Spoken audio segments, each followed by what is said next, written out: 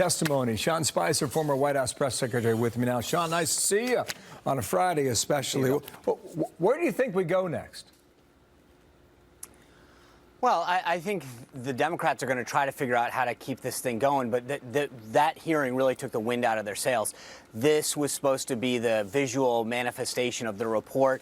They kind of laid it all out there. They thought the American people would be with them after Mueller testified. I think he clearly fumbled through the testimony, looked aloof, didn't understand parts of his own report, called into question whether he read it, whether he wrote it, and I think really undermined the case that the Democrats were hoping to make. So it was, I think, clearly a victory for the president.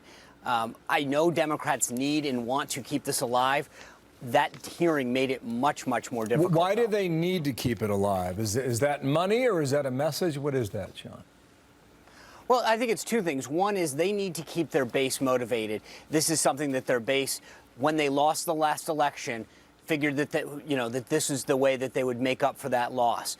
And so they've got a lot of pressure from the left-wing socialist progressive base of their party that's forced them to keep this up. And the second thing, to be honest with you, is that the president's actually getting things done. They can't run against the economy. They can't run against all the other things that the president is doing because, by and large, the American people supports the president's policies and the accomplishments that he's receiving. So it makes it hard for them to campaign against him on the economy, the number one issue that people care about, when you continue to see things move in a very positive direction, when more and more people from all sectors of our society are going back to work, getting their wages increased. It makes it difficult for them to make that policy argument, so they're trying to figure out how they can appease their base and do this. Okay, so but I think it's turning off more people than anything. Here's one idea now. Tucker's team caught up with Speaker Pelosi yesterday.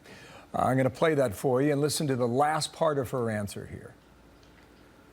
Speaker Pelosi, Alex Pfeiffer with Tucker Carlson tonight. In January, you wondered what Putin had on Trump. After yesterday, are you any closer to figuring that out? We're in the courts right now. Are you any closer to figuring out what Putin has on Trump? No, that's why we need to have, they have to answer our subpoenas. Do you still think Putin might have some sort of blackmail on the president? I wonder what Putin has politically, financially, or personally. So our president could be subject to blackmail, you think? So the politically, financially, personally answer there, Sean.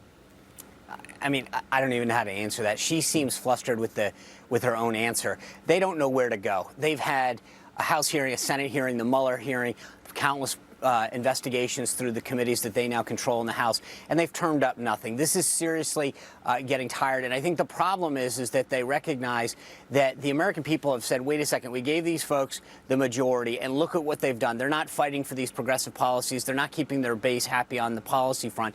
And the American people, who are largely looking at what they're doing with this majority, investigation after investigation, are wondering whether or not they are proper stewards of this majority and the direction and policies that people wanted addressed.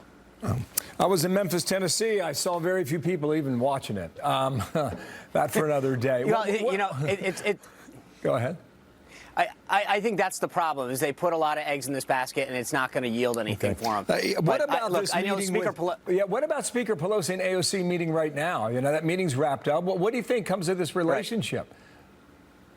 Well, I love the fact that the speaker said that she looked forward to that meeting, because I'd love to know what the rest of her schedule looks like. If that's the meeting she's looking forward to today, that doesn't say a lot about the rest of her schedule. Look, this is embarrassing for the Democratic Party. Say what you will about Nancy Pelosi, but she is a shrewd tactician.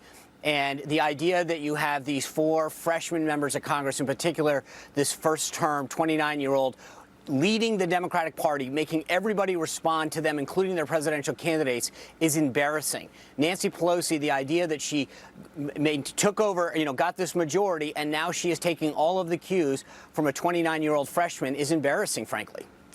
Thank you, Sean. Have a good weekend. We'll see. You bet, guys. We'll see what they both have to say very soon, we do believe, from the Hill. Thank you, Sean. You bet.